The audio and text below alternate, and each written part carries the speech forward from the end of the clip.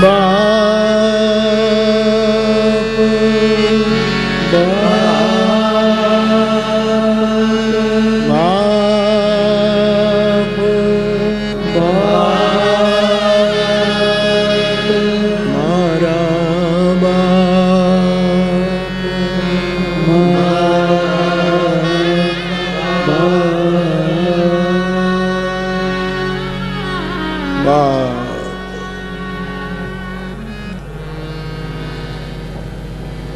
दिवसीय मानस महाकुंभ का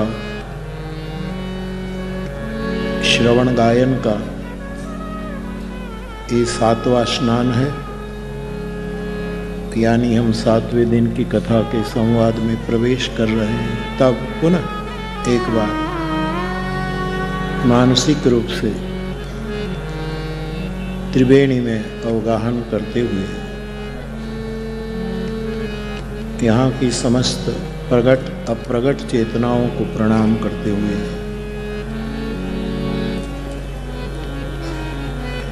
कथा में उपस्थित सभी पूज्य चरणों में प्रणाम करते हुए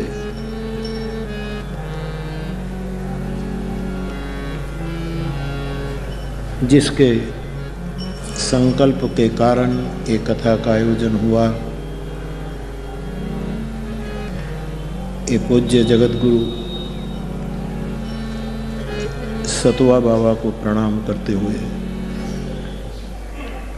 और जिसके स्थान में ये कथा चल रही है वो परम पूज्य मुनि जी महाराज, जो प्रतिदिन सुबह में अपने विचार प्रस्तुत करते हैं, सबका स्वागत करते हैं। आपके चरणों में भी मैं प्रणाम करता हूँ। मनोरथी परिवार और आप सब मेरे श्रोता भाई बहन सभी को व्यासपीठ से मेरा प्रणाम। जय सिया राम, जय सिया राम। प्रयाग में संगम है और संगम के विचारों को केंद्र में रखते हुए मूल रामचरितमानस का अवलंबन लेकर, अन्यान्य ग्रंथों का अवलंबन लेकर, साधु संतों से हुई संवादी वार्ताओं से, ग्रंथों के अवलोकन से, गुरु कृपा से जो कुछ समझ में आया वो यहाँ हो रहा है। हमारे संस्कृत साहित्य में अष्टक की बहुत महत्ता है। अष्टक जैसे कि रामचरितमानस का एक बहुत बड़ा अष्टक है रुद्राष्टक। जगत गुरु शंकराचार्य ने भी अष्टक लिखे हैं।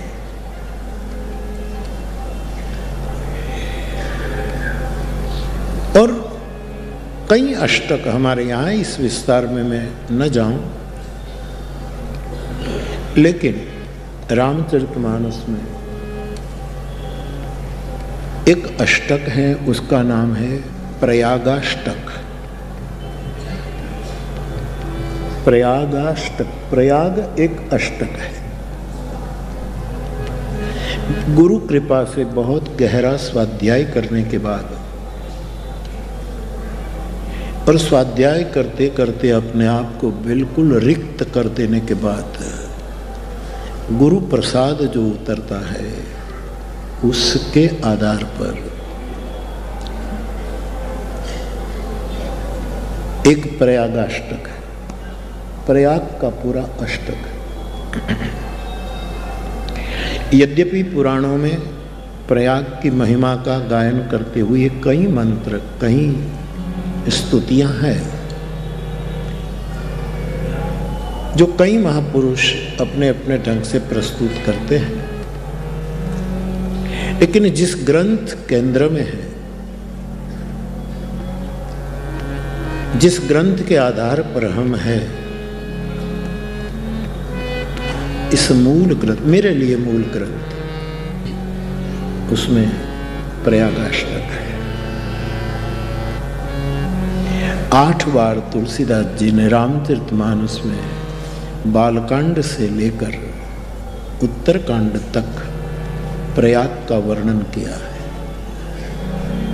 थोड़ा संकेत करके आगे बढ़े। बालकांड सबसे पहले वहाँ साधु समाज प्रयाग की चर्चा की है, आप सब जानते हैं।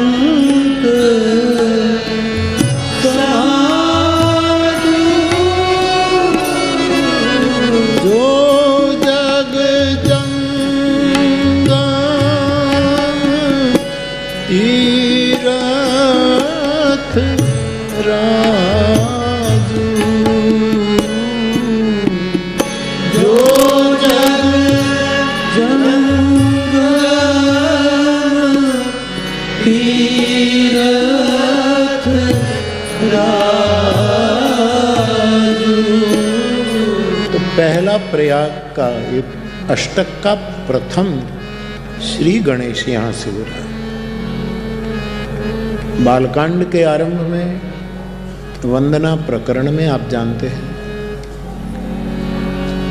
जब ब्राह्मण देवताओं की वंदना की, सज्जनों की वंदना की, साधु चरित लोगों की वंदना की, फिर साधु के चरित्र को कपास के फूल की उपमा देते हुए संत साधुओं की वंदना की, वहाँ पूरा एक रूपक बना करके गोस्वामी जी साधु समाज प्रयाग की बहुत विशद संवादी चर्चा करते हैं कि साधु समाज प्रयाग एक चलता फिरता प्रयाग है।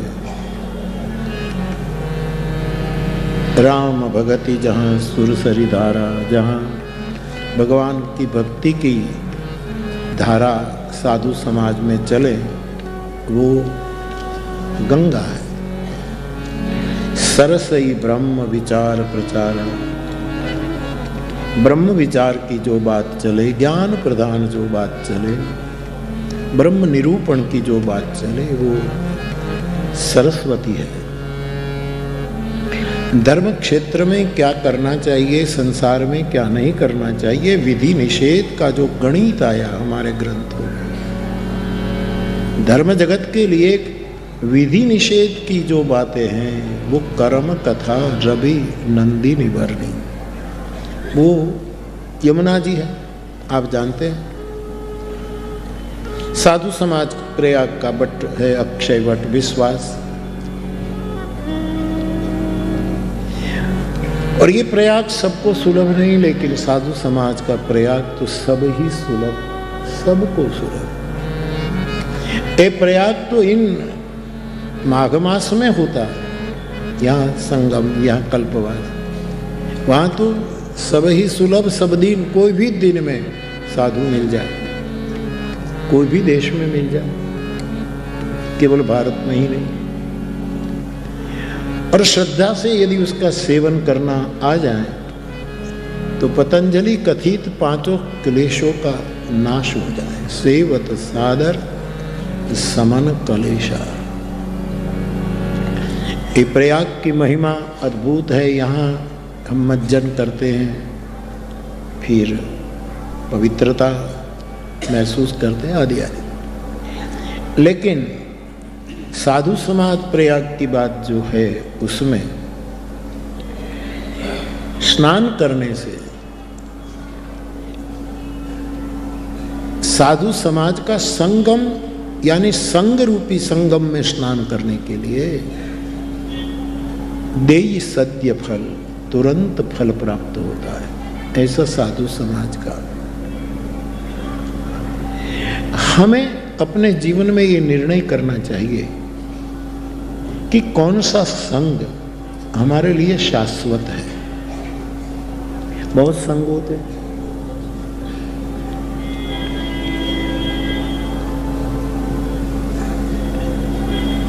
किसी का भी अच्छी वस्तु हो उसका संग अच्छा है, लेकिन खतरे भी बहुत है। सत्ता का संग महत्व का है कि संत का संग महत्व है, उसका निर्णय करना चाहिए। सत्ता का संग गलत नहीं है, लेकिन सत्ता आज है कल न भी हो और साधु कायम होता है। ये निर्णय हमें करना है। सत्ता में रजोगुण होता है, तमोगुण होता है। सत का संग गुणातीत होता है।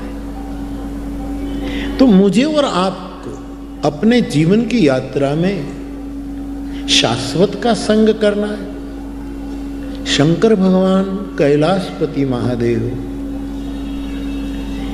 भगवान राम के दरबार में क्या मांगते हैं? शाश्वत संग मांगते हैं। बार बार बर मांगू हर्षि देहु श्री रंग, पद सरोज अन पायिनी। भक्ति और मांगते मुझे सदा सत्संग दो। शिव सत्संग मांगते हैं।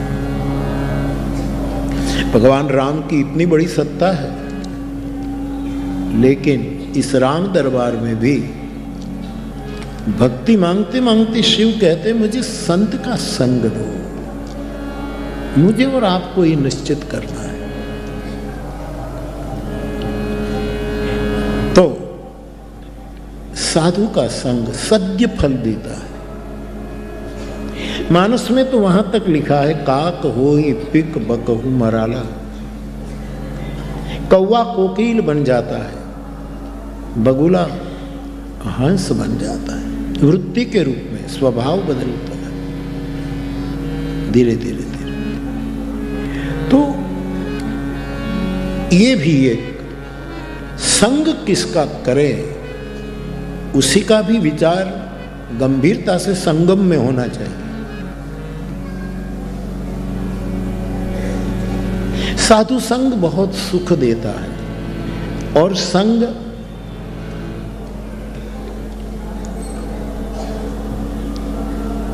कुछ देता है, क्या क्या हो खबर नहीं, कायम सुख देगा। मेरे पास जो मैंने कल कहा था, एक कबीर पंथी साधक ने मुझे जो प्रश्न पूछे हैं, आपने लिखा है कबीर साहब को अनायास ही अनाहत रामनाथ दीक्षा पूज्यपाद रामानंद जी ने दी थी। अतः हमारे लिए हमारे कबीर पंथ की भी एक संगम स्थली है, जहाँ भगवान रामानंद और कबीर मिले गंगा के घाट में।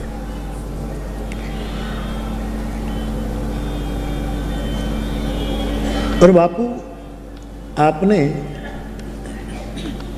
कबीर पंथ को राजमार्ग बता करके हमें एक बहुत बड़ा वो दिया, जो मैं कबीर वट की कथा में बोला था।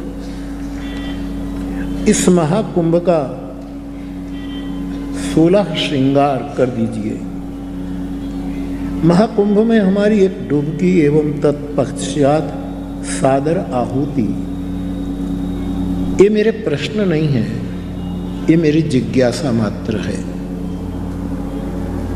यह 16 निखालस सहज जिज्ञासा को तृप्त करके महाकुंभ का 16 श्रृंगार कर दीजिए।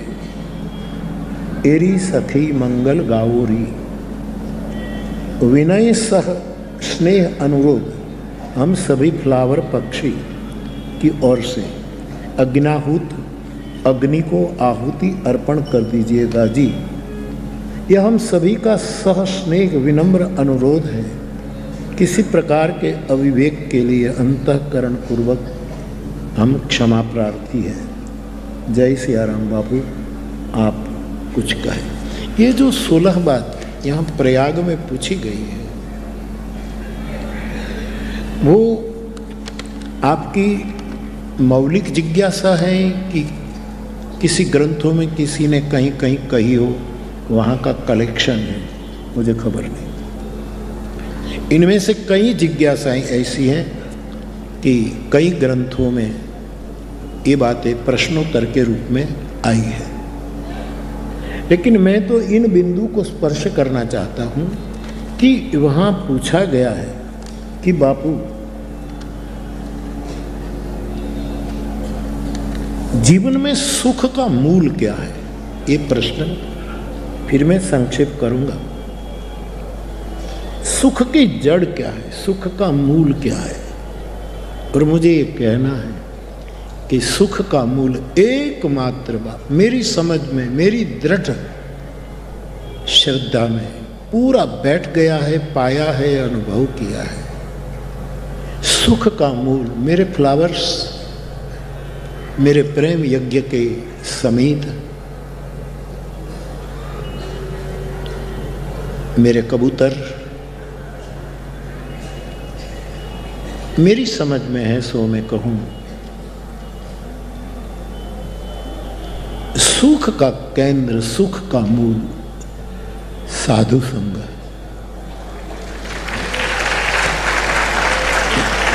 बाकी कई केंद्र आप औरों को पूछेंगे तो वो अपने ढंग से आपका मार्गदर्शन करेगा, शास्त्रों का अवलोकन करेंगे आप तो जरूर इसका आप महाभारत के यक्ष प्रश्न ले लीजिए तो उसमें भी आपको कुछ संबल मिलेगा।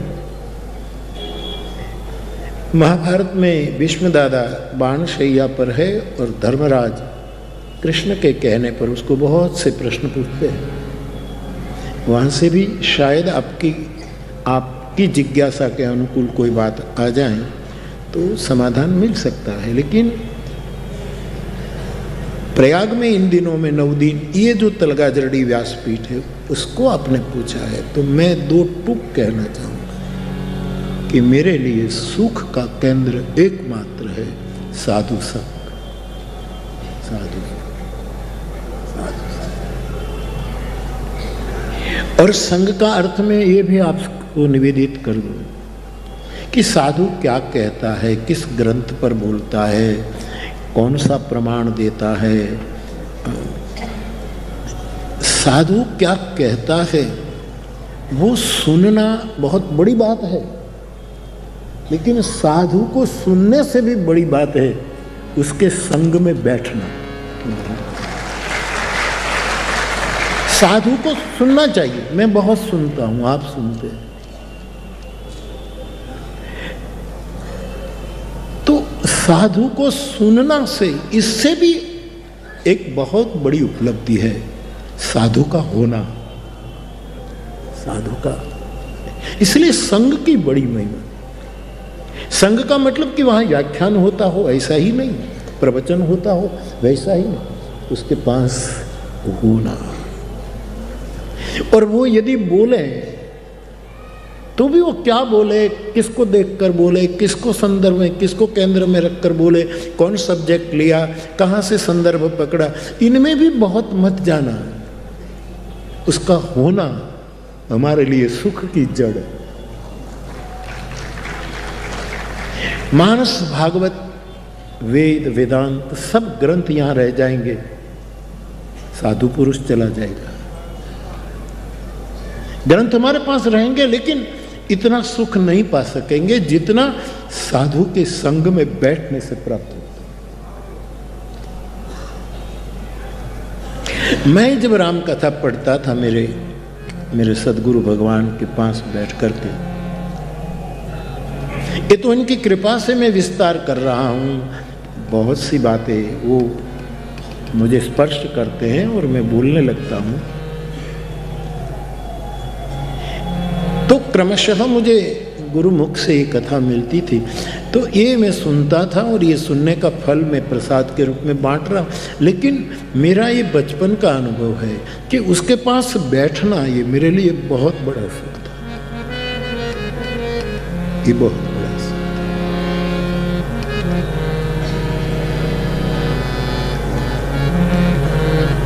तो आपने जो पूछा है कबीर साहब क्या बोले, इनके एक एक शब्द, उनकी एक एक बातों का हर विद्वान कितना कितना अर्थ करते हैं। ओशो तक, हजारी प्रसाद द्विवेदी तक, क्षिति मोहन सेन तक, अरे छोड़ो कविवर रविंद्रनाथ टैगोर, इन बड़ी बड़ी हस्तियों का मैं नाम देता हूं। लेकिन कबीर के पास जो बैठ गए होंगे, बुद्ध ने क्या बोला, बुद्ध के बाद अभ्यास कहता है कि बुद्ध के बाद बहुत सालों के बाद उनके शब्दों का संग्रह हुआ और फिर ग्रंथ बने। बुद्ध के पास बैठने का जो आनंद आता है, मीरा कहते हैं बहुत हम खाली हो जाते हैं साहब। मीरा का एक पद है, इसमें लिखा है साधु संग बैठ बैठ लोक लाज कोई। इसका सीधा साधा अर्थ तो ये करते कि भाई साधुओं का संग करने से लोक लज्जा, लोग कहे कि बस ये बाबा का संग कर लिया, आप साधु का संग कर लिया तो लोक लाज नहीं, लोक लाज धीरे धीरे जाने लगती है। और जितनी लोक लाज जाए इतने हम खाली होते हैं, इतना ही साधु संग का सुख हम में भरा जाता है। ये बहुत बड़ी गुरु माझी माऊली, गुरु माझी सावली, गुरु मेरी छाया है, मैं उनकी छांव में बैठता हूं। अभंग है, किसका है पता नहीं, मैं ये शब्द मुझे याद आया। गुरु मुझी माऊली, गुरु हमारी माँ है, साधु मेरी माँ है। और माँ की अंक में बालक होता है, उसका सुख अवर्णनीय होता है, अकथनीय होता है, बालक के बश की बात नहीं। वो तो फिर बालक बनकर माँ की गोद में जाए तभी पता लगता है। गुरु मुझी माऊली, गुरु मुझी सावली, सावली में छाया ना, गटा, इसके छांव में बैठ। गुरु मुझी माऊली, गुरु मुझी सावली, गुरु मुझी छाया, गुरु मुझी देवता, गुरु मेरे, ज्यादा याद नहीं। तो आपने जो पूछा है क्रम में, तो आपने दूसरा, लेकिन मैं इसी प्रश्न से शुरू कर रहा हूं कि सबसे बड़ा सुख का मूल क्या है। तो मुझे सुनते हो, मुझे पूछा है, तो मेरा अनुभव को साधु संग।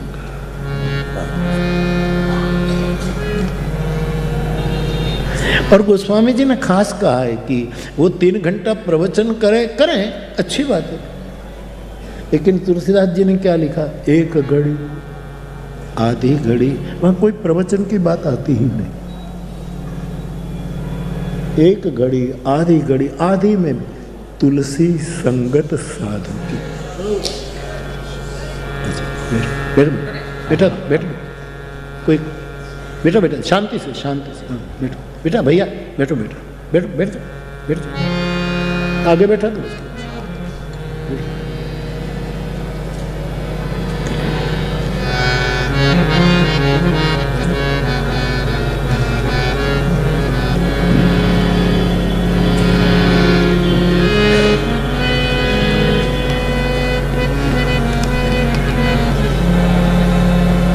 तुलसी संगत साधु की, साधु की। तो मैं कबीर साहब के आश्रित ने जो पूछा, मेरा तो एक पूरा अनुभव है, आप भी अपने आत्मा को पूछिएगा। जीवन में सबसे ज्यादा आपको भी सुख मिला होगा तो कोई ऐसे साधु पुरुष के संग से मिला हो। क्यों हम बार बार मैं और आप क्यों साथ संग चाहते हैं? क्यों उसके नेटवर्क में जीना चाहते हैं? तो ये पहली बात, ज्यादा विस्तार न करूं, इस पर तो बहुत बोला जा सकता है। और कल हमारा भाविन कह रहे थे कि साधु के बारे में महादेव हूति ने श्रीमद् भागवत जी में कपिल आचार्य को जो प्रश्न पूछा है, और वहां कुछ लक्षण साधु के बताए हैं।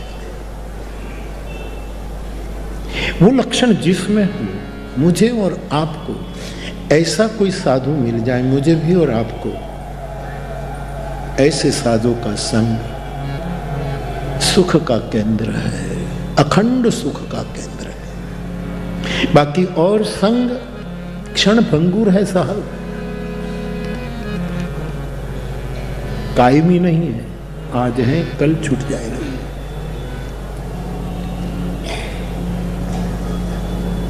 तो ये बात इतनी ही, मैं अपने ढंग से जवाब दे रहा हूं जिसने पूछा है, और आप इतनी एकाग्रता से सुन रहे हैं। आप भी निर्णय करिएगा, आप अपने ढंग से सोचिएगा। एक जिज्ञासा ये की है कि मनुष्य का सबसे बड़ा दुश्मन कौन है? आत्मा आत्मा का मित्र है, आत्मा आत्मा का शत्रु है, ये तो गीता बार बार कहती है। लेकिन वहां तो आत्मा की बात है, छोड़ो, ये बहुत कठिन ऊंची बात है, लटक जाएंगे अपना काम में।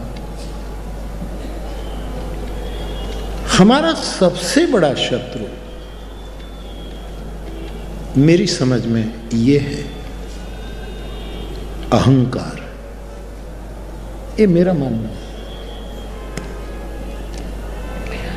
यद्यपि मानस के आधार पर मैं जवाब देना चाहूं तो गोस्वामी जी कहते हैं कई शत्रु है, अथवा तो रोग के बारे में बताएं तो मोह सकल व्याधीन कर मूला, मोह ये है। लेकिन मेरी समझ में आता है कि किसी के प्रसाद से पद मिल गया हो, किसी के प्रसाद से प्रतिष्ठा मिल गई हो, किसी के प्रसाद से प्रसिद्धि मिल गई हो, और किसी के प्रसाद से ये मिली है, और वो मिलने के बाद कौन हमें जानता था? हम कौन थे? कौन जानता था? मुरारी बापू को कौन जानता था? आज जिस रूप में आप कुंभ के मेले में घूम रहे हैं, कोई निवास का ठिकाना नहीं है, कहाँ रहे कहाँ करे कोई ठिकाना नहीं, घूम रहे। वैसे एक बार मैं शिवरात्रि के मेले में मैं भी जूनागढ़ में घूमता था। कौन? मुरारी बापू। लेकिन त्रिभुवन प्रसाद से, गुरु प्रसाद से, ग्रंथ प्रसाद से, तो जिसके प्रसाद से पद मिल जाए, प्रतिष्ठा मिल जाए, प्रसिद्धि मिल जाए, ये मिलने के बाद जिसके प्रसाद से मिला है उस प्रसाद तत्व को भूल जाएं और अहंकार में आ जाए, वो हमारा सबसे बड़ा शत्रु है। काम इतना शत्रु नहीं है, जरूर काम को दुश्मन कहा है, मैं कबूल करूं, काम एक दुश्मन, ये वैरी है, आई नो, आई एग्री। क्रोध वैरी है, ये नरक के मार्ग है, ये सब भयंकर शत्रु है, सब ठीक है। लोभ अच्छा नहीं है, ये ग्रंथों ने सब जगह बताया। लेकिन आपने मुझे पूछा है तो मैं मेरी जिम्मेवारी से कहना चाहूंगा कि अहंकार हमारा सबसे बड़ा। तुलसीदास जी उत्तरकांड में लिखते, अहंकार अति दुखद डमरुआ। कभी सोचा न हो इतनी प्रसिद्धि कुछ साल में मिल जाए तो बहुत चिंतन करना कि किसी के प्रसाद का ये परिणाम, तब अहंकार में आ जाना। ये हमारी उपलब्धि नहीं है, इसलिए हर एक देवताओं को शंकराचार्य भगवान ने कहा पंचदेवों की पूजा करो, ग्रंथों, ये सब हमें करना चाहिए। लेकिन करते करते हमें, जैसे मुनि जी भी आज कह रहे थे ना कि भीतर के त्रिवेणी में डुबकी लगाना है, हमें बहुत सोचना होगा। मेरे खुद के मैं अनुभव कहूँ कि कई लोग कुछ पाने के लिए, एक समय ऐसा होता था कि चरण छूते थे, उसकी वीडियो वायरल होती थी, प्रतिष्ठा पाने के बाद वो ही विरोध कर रहा है। कई स्थान पे कई लोग ऐसे भी मेरा अनुभव है कि कोई मेरे चरण को छुए, मेरे चरण को धोए तो दूर, आप मेरा स्वभाव जानते हैं। लेकिन मैंने बड़े बड़े तीर्थों में पाया कि कई महापुरुष ऐसे कि मुझे जबरदस्ती बिठा करके चरण धोने दो, महापुरुष। मैंने कहा बाबा ये मेरा काम नहीं, मैं आप जैसा सोचते हैं वो मैं नहीं हूँ। हम संसारी आटला सुधी डूबेला मानस सोचनी। आपने जो कल्पना की है वो आप अब धोखे में है, आप गैर समझ। फिर भी कहे नहीं नहीं, अपने सबके साथ ऐसा, और फिर करे भी क्या। मैंने पैर लंबा दिया, दो ले। वो आज एक मंच से मेरा विरोध कर रहे हैं। कहाँ गया तुम्हारा पद प्रक्षालन, कहाँ गया तुम्हारा चरण स्पर्श? क्यों भूल गए किसी की करुणा को? क्यों भूल गए किसी के स्वभाव से विरुद्ध वर्तन को? क्यों भूल गए जिसके स्वभाव में ये कोई बात नहीं? तो ऐसे तो मेरे कई, तो मैं तो एक जनरल चल कि पद प्रतिष्ठा प्रसिद्धि जिसके प्रसाद से मिल जाए और फिर हम उसको भूल जाएं और अहंकार में डूब जाएं।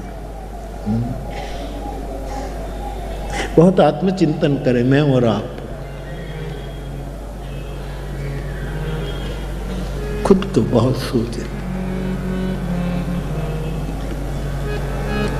चारों वेद हमारी सनातन धर्म की इतनी बड़ी ऊंचाई है कि क्या कहे। पाश्चात्य विद्वानों ने तो हमारे इन ग्रंथों को सिर पर रख करके नृत्य किया है।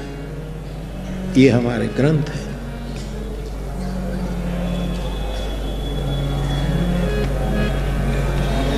लेकिन इससे भी यदि हम आगे जाए तो जहां वेद का भी अंत हो जाता है उसको कहते हैं वेदांत उपनिषद। वेद यानी समस्त जानकारी, लेकिन जो हमने समस्त जानकारी प्राप्त की है उसका भी अंत हो जाए और जो बचता है वो वेदांत। ऐसा सभी मनीषियों ने कहा, वेदांत। आप तो पूछेंगे नहीं। आप यदि ये पूछे कि बापू वेद की बात और उपनिषद की बात, तो आपका सबसे अत्यंत प्रिय ग्रंथ क्या, तो मुझे जवाब देने की जरूरत नहीं पड़ेगी, आप अपने आप समझ जाओगे। ठीक है। लेकिन फिर भी मेरे स्वाध्याय के लिए मैं यदि खोजूं इस वेद धारा को, तो वेदांत, और वेदांत में भी नाहम देहो जन्म मृत्यु कुतो है, ये मेरा बिल्कुल अत्यंत प्रिय मंत्र है। आखिर में जो वेदांत तो है ही, और वेदांत का भी आखिरी मंत्र है इत्युपनिषद, इति उपनिषद, जहाँ वेदांत भी पूरा हो जाता है। ये है आत्मखोज, ये आत्म प्रतीति। नाहम देहो जन्म मृत्यु कुतो में, मैं शरीर नहीं हूं तो मेरी जन्म मृत्यु कैसे हो सकती है? मैं शरीर नहीं हूं। नाहम प्राणो प्राण, नाहम प्राण, मैं प्राण नहीं तो क्षुत पिपासा कुतो में, मुझे भूख तरस कैसे हो सकती है? मैं प्राण नहीं। जब तक प्राण है तो भूख लगती है, तृषा लगती। शव को, मुर्दे को कोई भूख तरस नहीं लगती क्योंकि प्राण नहीं। ये सार का सार है, और ये सारों का सार कोई है तो सार अंश सम्मत सब ही की आरती श्री रामायण की। आखिरी इस पर मैं बोला भी हूं कभी कभी, ना हम देहो। इसी आखिरी मंत्र पर सभी ने स्तोत्र रचे। इवन जगतगुरु शंकराचार्य भी, न मैं मृत्यु शंका में, ये नहीं मैं, ये नहीं मैं, ये नहीं मैं, ये नहीं मैं, ये नहीं। इसका गोमुख है आखिरी मंत्र, इति उपनिषद। और कितना सरल है, आखिरी 4 पंक्तियां है। मुझे पूरा सभी उपनिषद मैं भूल जाऊं तो मुझे कोई चिंता नहीं, लेकिन ये सार पकड़ा है, और ये सार का सार फिर रामचरितमानस। ना हम चेतो, मैं चित नहीं हूं, शोक मोहो कुतो में। मैं मुझ में चित हो तो कभी शोक हो, कभी मोह हो। जहां चित है नहीं है, मनोबुद्धि चित्ता। शंकराचार्य कहना, मैं मन हूं, न बुद्धि हूं, न चित्त हूं, न अहंकार, मैं तो चिदानंद रूप है शिवो हम। ये सब गोमुखी ये मंत्र है। फिर किसी ने भी कहा, ना हम देहो जन्म मृत्यु कुतो, ना हम प्राण क्षुत कुतो, ना हम चेतः शोक मोहो। क्या अद्भुत वाक्य लिखते। ना हम करता बंध मोक्षो कुतो, मैं करता ही नहीं हूं तो कर्म बंधन या कर्म से निवृत्ति मुझे क्या लेना देना, मुझे क्या। ये आखिर बहुत प्यारा मन। तो घूमते घूमते घूमते घूमते घूमते जब हम ये बात सोचने लगेंगे तो पता लगेगा कि हमारा सबसे बड़ा शत्रु कौन है, अहंकार। एक भाई थे तो वो शंकर भगवान की बहुत पूजा करता था। शिव शिव शिव मैया, महादेव महादेव, शिव शिव, शंभु शंभु शंभो शंभो, ऐसा बोलता था। बहुत प्यारा।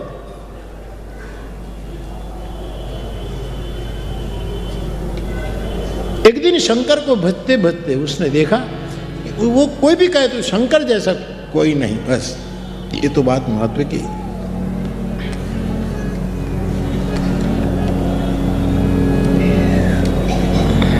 तो बाप शंकर भगवान को भूख लगी बाबा। वो भगत तो देखता है कि शंकर भगवान के समान कोई नहीं, ये सब देखा, लेकिन शंकर भगवान को भूख लगे तो पात्र लेकर अन्नपूर्णा के पास भिक्षा मांगने गए। भिक्षान देहि च पार्वती, मुझे पार्वती। ये देखा कि वो जिसको मैं सर्वे सर्वा मानता हूँ उसको भूख लगती है तो वो तो सर्वेश्वरी के पास जाता है। तब से शंकर को छोड़ दिया। आज महान है, पार्वती गजब है, पार्वती गजब। बस फिर तो देवी देवी, शक्ति ने माप गणवा अगणित मापो माम पाही, बस जगदम्बा ही जगदम्बा लग गया, शंकर को छोड़ दिया। बात तो बुद्धि में बैठती है। अब क्या हो रहा है मैं बताऊं कि यहाँ जो मूवमेंट होती है ना, हमने अब तो एक ही दिन बचा, वरना एक वहाँ पर्दा डाल देना चाहिए।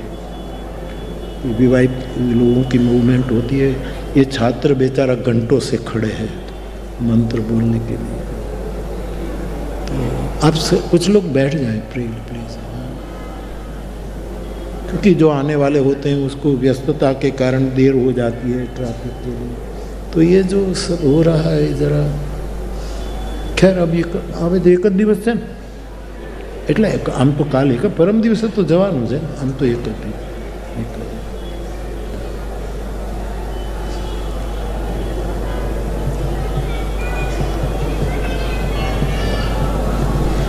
શું કહેતો मैं क्या कह रहा था? देवी ना हम देव। हाँ, माता जी का भगत हो गया था। ओ शंकर भगवान गौण हो गए। तो बस अब माँ माँ माँ माँ, बस बस हमें दुर्गा दुर्गा दुर्गा दुर्गा। एक दिन देखा इस भगत ने कि गणेश महाराज कूदता उछल कूद करते करते माँ के गोद में बैठ गए और माँ को सब काम छोड़ करके बैठना पड़ा। तो इस साधक को लगा ओ माँ में भी कुछ नहीं, ये जो आदमी है, जो गणपति है, ये गजब का आदमी है। बस उसको तो फिर गणपत्य हो गया, शैव से शाक्त हो गया, शाक्त से गणपत्य हो गया, गणपति को पूजने लगा। सुर विनय पत्रिका सीख ली। गाइए गणपति जय शंकर सुवन भवानी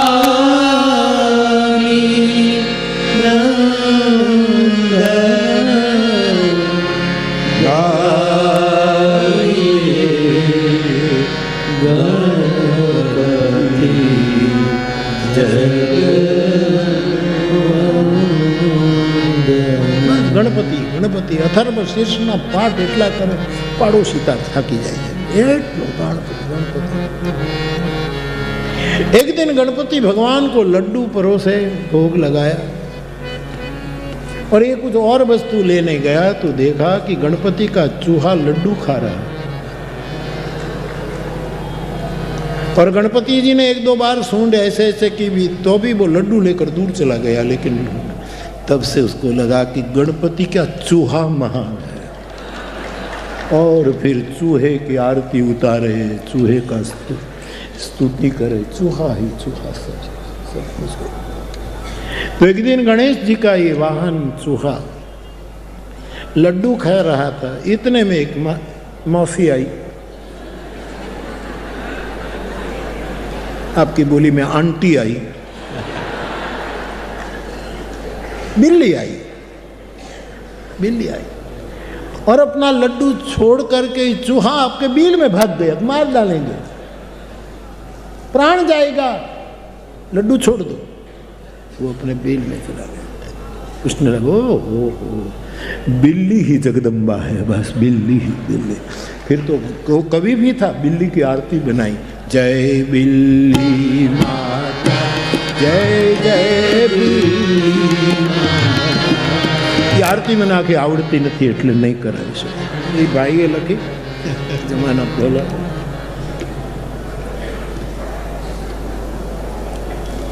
तारा दर्शन करता चूहा बिल्ला में जाता, जय बिल्ली माता। कैट तेरी कैटेगरी, अरे तो चेप लागे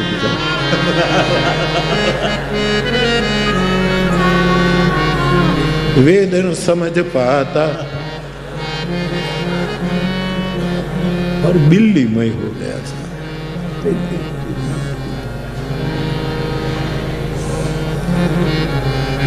अब बिल्ली बिल्ली बिल्ली बिल्ली। इतने में एक कुत्ता है और बिल्ली भागी और ये कुत्ता का भजन करने लगा। ये तो खाली एक वार्ता है, समझो, कुत्ते भाई हो गए। कुत्ते तो दत्तात्रेय भगवान के पास रहते, कुत्ते में लग गए। श्वान के स्तोत्र बनाए गए। एक दिन कुत्ता, गृहिणी जो ये भगत था उसकी पत्नी ने दूध का बर्तन रखा था और वो कुछ किचन में करने गई तो जो कुत्ता था वो दूध पी गया और गृहिणी का दिमाग गया, लाठी ली और कुत्ती को इतना पीटा, इष्ट देव बदला। ये नहीं, मेरी पत्नी ही सबसे बड़वान है, इससे समान कोई नहीं है, ये तो गजब है, देखो देखो, ये अद्भुत है, अद्भुत है। फिर अपनी धर्म पत्नी की पूजा जैसे सब किया करते हैं।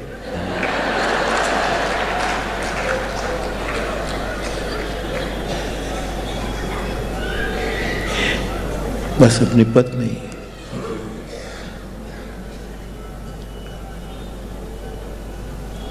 छोकरा सैया शालीग्राम हवे सेवा कोनी करूं। पूरी पंचायत एक जगह आ गई।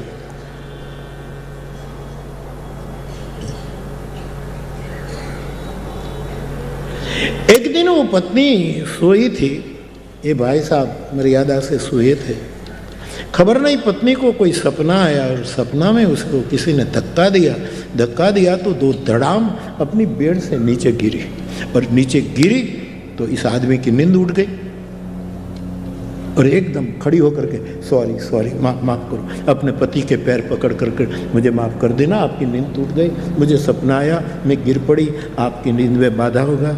और ये आप तो इतने, उसको लगा कि मैं महान हूँ, ये तो मेरी क्षमा मांग रही है, तो मैं ही घूम करके खुद को ही पकड़ना पड़ेगा साहब। जब खुद को पकड़ेंगे, आत्मचिंतन करें, आत्म खोज करेंगे, तभी पता लगेगा कि हमारा असली शत्रु कौन है। तो बाप मेरी समझ में आता है कि पद प्रतिष्ठा प्रसिद्धि पाने के बाद किसके प्रसाद से मिला ये भूल जाए और अहंकार पकड़ ले। मेरी समझ में, हाँ भाई, किसी के लिए काम दुश्मन है, लेकिन हम इसमें न जाए साहब। एक अहंकार मात्र भयंकर है। अहंकार अति दुखद डमरुआ, भयंकर रोग है। आगे बढ़े। निर्धन का धन क्या है? अकिंचन आदमी जिसके पास कुछ नहीं, उसका एकमात्र धन है मेरी समझ में भरोसा।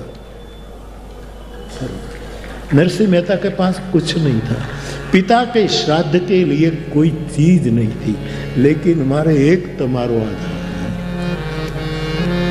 वैसे तो मैं कई पदों से भी हमारो धन राधा राधा राधा, ये भी लोग गाते हैं। राम रतन धन पायो, मीरा को भी आप कोट कर सकते हैं। और मानस में जाओ तो मुनि जन धन संतन शिव प्राण, सर्वस शिव प्राण, बाल के तेरस जान। लेकिन मैं अपने आप को आपके सामने पे, मेरा धन है केवल भरोसा दृढ़ ये चरण, संपत्ति मात्र भरोसा। एक भरोसा आता है तो सब। आज मैंने एक बहन ने चिट्ठी लिखी, बापू आप कहते हैं अर्थ छोड़ो अर्थ छोड़ो अर्थ। मैंने कब कहा कि अर्थ छोड़ो? आप मुझे ठीक से समझो, सुनो ठीक से। अर्थ छोड़ने को मैंने अर्थ छोड़ दिया होता तो ये पंडाल नहीं होता, ये इतना भंडारा 20-25 हजार लोग भोजन कर रहे हैं यहाँ इस कथा में। बिना अर्थ कैसे हो सकता? अर्थ छोड़ने की मैं बात नहीं करता हूँ, लेकिन जीवन ऐसा बनाओ कि अर्थ के पीछे आपको भागना न पड़े, अर्थ तुम्हारे पीछे स्वयं आगता है। मैंने कल आपको कहा कि जहाँ मूर्खों की पूजा नहीं होती है, जिसके दाम्पत्य में कलह नहीं है, वहां धन अपने आप आने लगता है। ये कल मैंने आपके सामने, जिसके पास धान्य समुचित है, पूर्ता धान्य, आने दो, पुरुषार्थ करने चाहिए प्रारंभ। लेकिन मैं नहीं कहता कि तुम धर्म अर्थ को हमने पुरुषार्थ का एक स्थान माना अर्थ, लेकिन जीवन का अर्थ चुका दे, ऐसे अर्थ के पीछे मत दौड़ो। जीवन का अर्थ हमारी समझ में रहे तो भरोसा ये परम धन है। जिसको भरोसा है उसको सब कुछ आता है। इनके पास सब कुछ आ जाता है। गुरु के वचन पर भरोसा, शास्त्र के शब्दों पर भरोसा, साधु के संग पर भरोसा। तात स्वर्ग अपवर्ग सुख। सुख की बात देखो, ये भी हम जोड़ सकते हैं जो पहले साधु संग धैर्य तुला एक और स्वर्ग मुक्ति का सुख और एक लव सत्संग, साधु का थोड़ा सा सुख, साधु का संग। तो मेरी दृष्टि से ये बहुत बड़ा धन है, भरोसा। होगा, घटना घटेगी, क्यों ना घटे।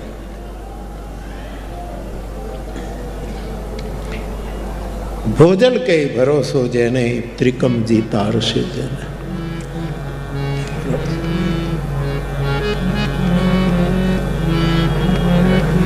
क्योंकि भरोसा रूपी बालक को, एक निर्दोष शिशु को, एक मासूम भरोसे को श्रद्धा ने दूध पिलाया है और आशीष ने गोद में, विश्वास ने गोद में रखा है।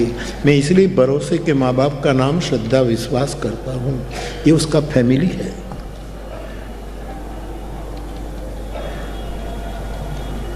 मोहि रघुवीर भरोस, तुलसी कहते हैं। भरत जी एक बात पर धन्य हो गए। कुछ भी हो जाए, दुनिया कुछ भी कहे, जो भी हो, मोहि रघुवीर पर, मुझे रघुवीर पर भरोसा। ये हमारे जैसे राकूनी, आज हमारे राकूनी अरज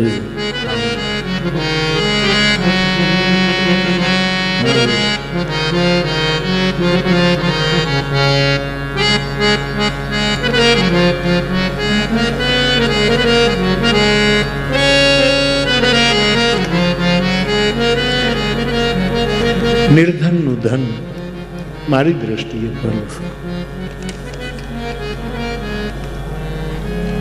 सत्पुरुष कौन है? चौथा ही जिज्ञासा। सब मेरी समझ में जो आया वो कहूँ, आपको कबूल करने की जरूरत नहीं। आपके पास अलमारियां भरी है शास्त्रों की। महापुरुष हम सबको गाइड कर रहे हैं, कितने महापुरुष। वहीं से जो आपके स्वभाव के अनुसार आपकी आत्मा तक पहुंचे, उसी वही जवाब को स्वीकार्य रखना। मैं तो बोलता रहूंगा। सत्पुरुष कौन है?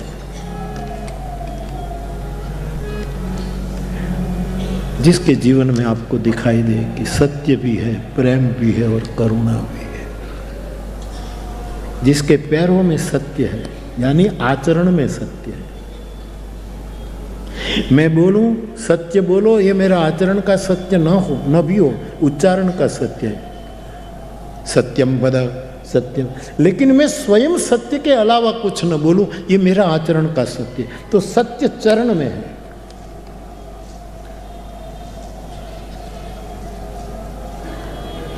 और प्रेम मध्य में, हृदय में, जिसको प्रेम है प्राणी मात्र के प्रति, और आंखों में करुणा है। एवं एक पुरुष मुझे और आपको कोई मिल जाए तो उसको मैं सत्पुरुष कहूंगा। तीनों से भरपूर हो तो सत्पुरुष। हाँ, अच्छा, मेरी बात पहुंच गई। हाँ, आदत थवा માંડે तत्क्षण।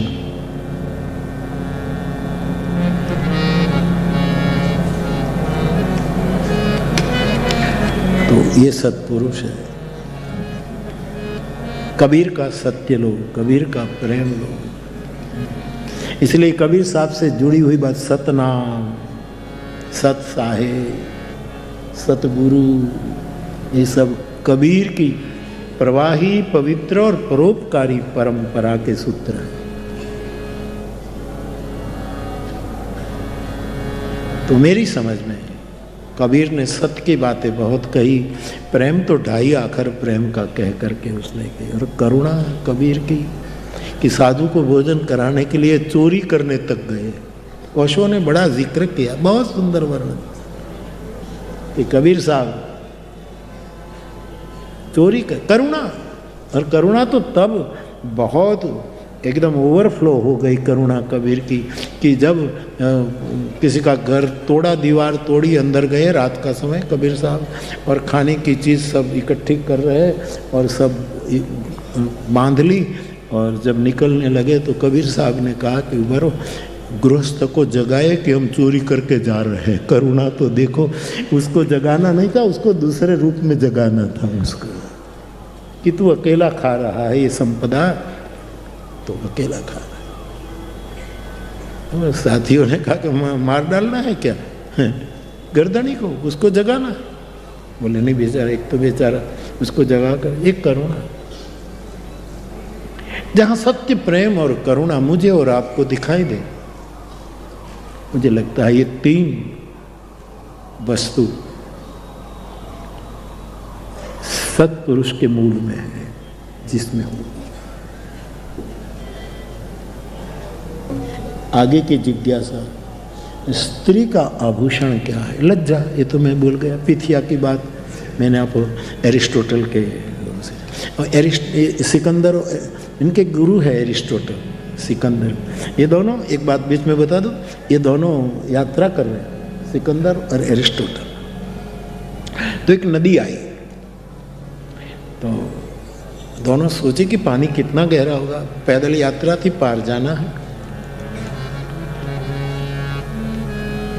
तो एरिस्टोटल ने कहा मैं जाऊं पहले, तू यहां रहे, और मैं जाकर के पार हो जाऊं कि कितना कितना तुम्हें संकेत करता जाऊं कि इतना पानी, और ये सब हो जाएगा, फिर तू आ जाना मेरे बार, मैं बड़ा तेरा गुरु पहले। तो सिकंदर ने कहा नहीं नहीं, पहले आपने, पहले मैं जाऊं। इस तरह मैं चल कर के जाऊंगा और फिर आपको संकेत करूंगा कि पानी बहुत गहरा नहीं, आप आ जाइए। दोनों परस्पर में जिद कर रहे। गुरु कहे पहले मैं जाऊं, एरिस्टोटल, और सिकंदर कहे पहले मैं जाऊं। गुरु ने कहा बेटा तू पहले जाए और तू डूब जाए तो दुनिया में से एक सिकंदर चला जाएगा। कहा कि नहीं, एक सिकंदर चला जाए, एक सत्ता चली जाए तो कोई दुनिया को कोई, लेकिन तेरे जैसा गुरु चला जाएगा तो दुनिया में बहुत घाटा हो जाएगा, इसलिए पहले नहीं, पहले मैं जाऊंगा। मेरी कोई कीमत नहीं है, मैं एक सत्ताधीश, मैं एक आक्रामक आदमी हूं, आज हूं कल नहीं हूं। मेरे गुरु, तेरी तो दुनिया को बहुत जरूरत है, तू डूब न जाए, तू डूब न जाए। तो स्त्री का आभूषण है लज्जा। सब भूषण भूषित वर नारी, हर एक अलंकारों से नारी अलंकृत हो, लेकिन वस्त्र न हो तो क्या? लज्जा स्त्री के केंद्र, उसका लज्जा केंद्र है, स्त्री का आभूषण क्या? सबसे बड़ा वीर कौन है? जिन्होंने अपने को जीत लिया है, ये सबसे बड़ा मेरी समझ। हाँ, महावीर तो नहीं, लेकिन वीर तो जरूर कोई होता। वीर, महावीर जिसने अपने को जीत लिया है। दुनिया को जीतने वाले अपने को नहीं जीत पाए, जिसने खुद को जीत लिया है, मेरी समझ में ये वीर है।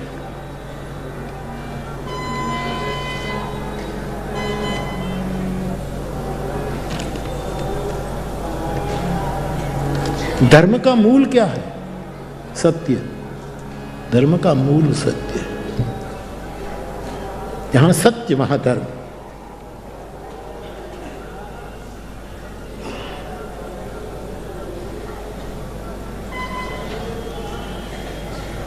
सुख का मूल, धर्म का मूल,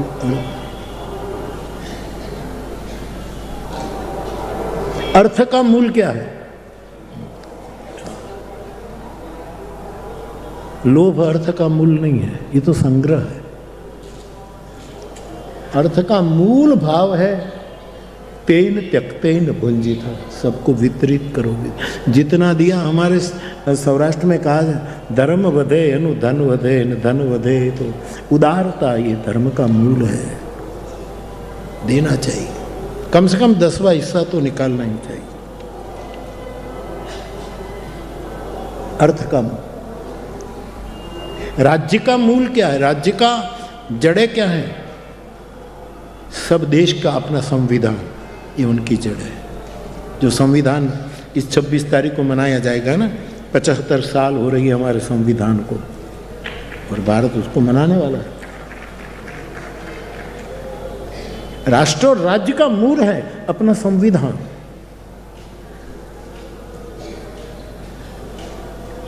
आजादी के बाद जो हमारे पास संविधान आया वो हमारा राष्ट्र की धरोहर है, उसकी बड़ा उत्सव होने वाला है, होगा।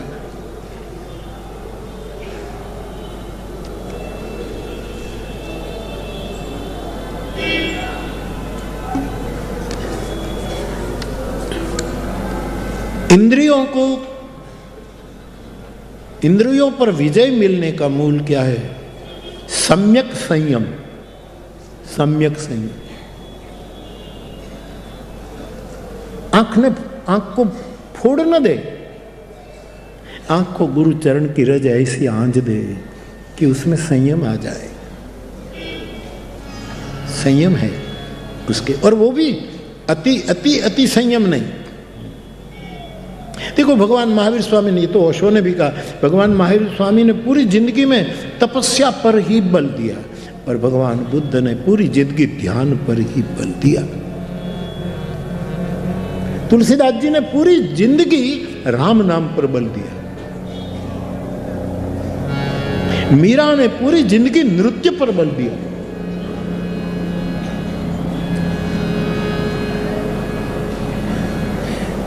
तो सम्यक संयम,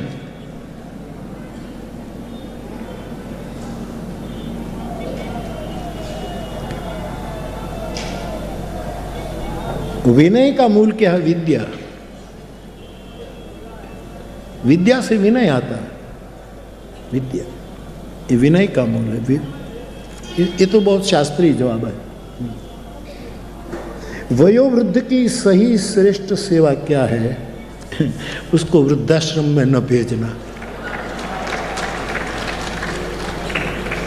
ये सही से। और मजबूरियां हो, मुश्किलियां हो तो ठीक है, एक आपद धर्म है। आपद धर्म है।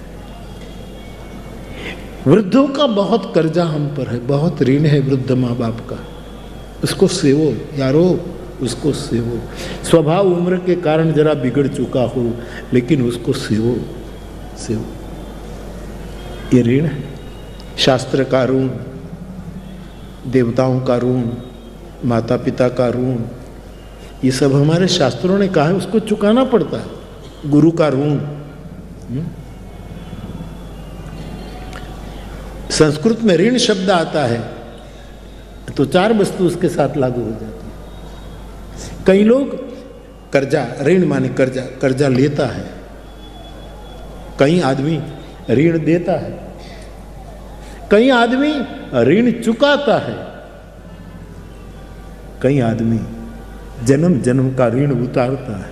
4 वस्तु संस्कृत वाङ्मय तो इसका तो वैभव किन शब्दों में कहो।